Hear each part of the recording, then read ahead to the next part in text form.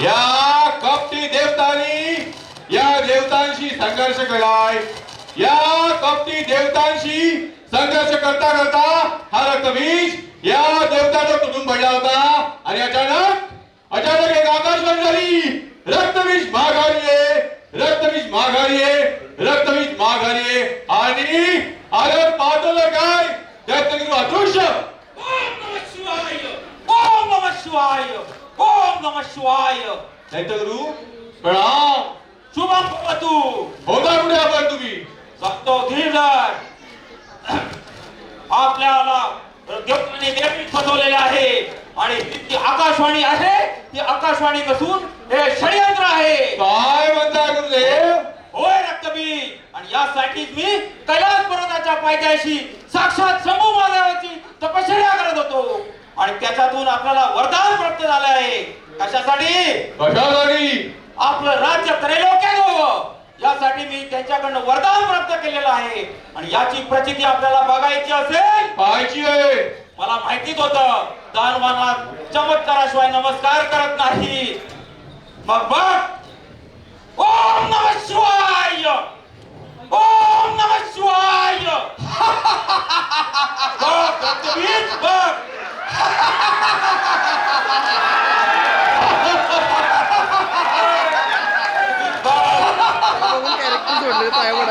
वार नियोजन करते वा, वार रक्षण करते वा, वार जीएसटी करते वा. एवढी भयान शांतता.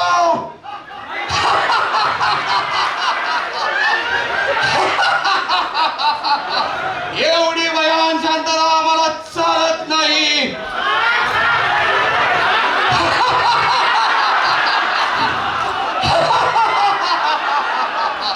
पाहतो एखादा मोक्ष मिळतो का ते. कारण ताण आणि भुकेची सध्या कासावीस झालेला आहे. आणि एखादा भक्ष बघतो या शरीर क्षमनासाठी. आणि काय भक्ष समानच उपाय. ए भक्ष.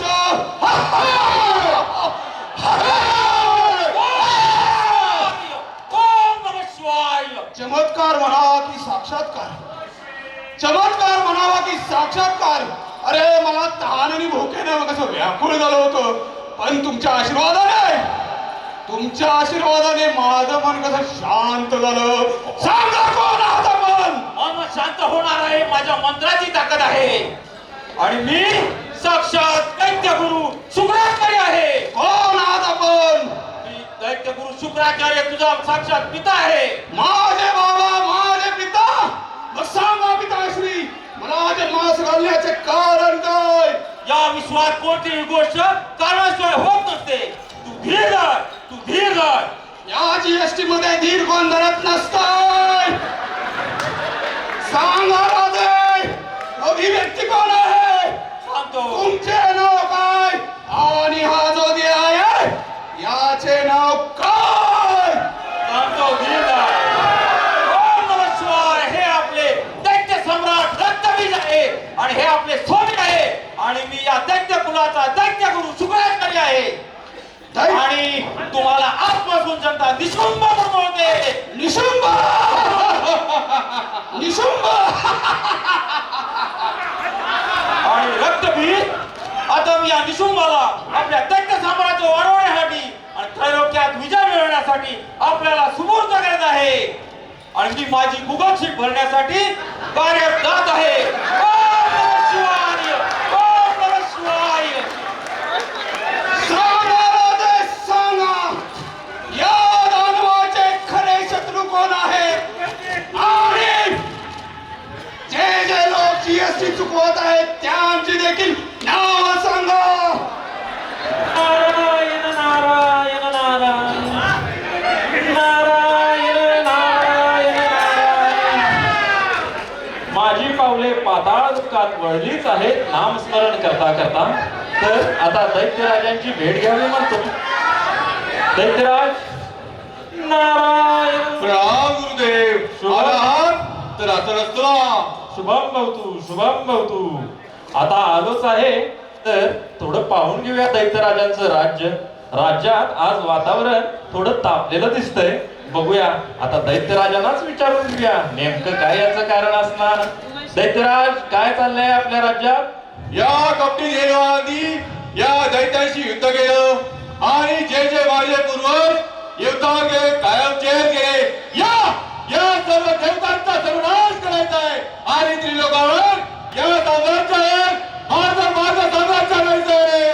नारायण नारायण. दैत्यराज थांबा. दैत्यराज, तुमचे खरे शत्रू हे देवता नसून मृत्यूलोकी यज्ञयाग पूजा पाठ करणारे मानव लोक आहेत. काय म्हणताय? होय होय दैत्यराज, या मानव लोकांद्वारे केल्या जाणाऱ्या पूजा पाठामुळेच, नामस्मरणामुळेच त्यांची शक्ती वाढून देवतांद्वारे तुमचा युद्धात पराभव होत आहे. काय सांगताय? हो हो राजन, हो. नारायण. मग या पाताळ लोकात जाऊन या पृथ्वी लोकात जाऊन या सर्व यज्ञ करणाऱ्या देव मानवांचा मी सर्व नाश करेन. पुढे गेले माझ्या सेनापती. टिंग टॉंग. Yes sir. टिंग टॉंग. Yes sir.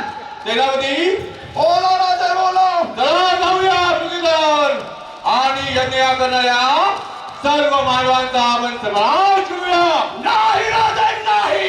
तुम्ही करा, मी एकटा जायचं नाही. हा निशुंभ एकटा तयार आहे मानवाचा सर्वनाश करायला. आणि तुम्ही काम करा, तुम्ही ऑफिस मध्ये बसून गुगल शीट भरा. मी जातो त्या मानवाचा सर्वनाश करायला. ऐका राजा, तुम्ही विजय असो. विजय हो, विजय हो. आशीर्वाद फक्त द्या. नारायण नारायण नारायण.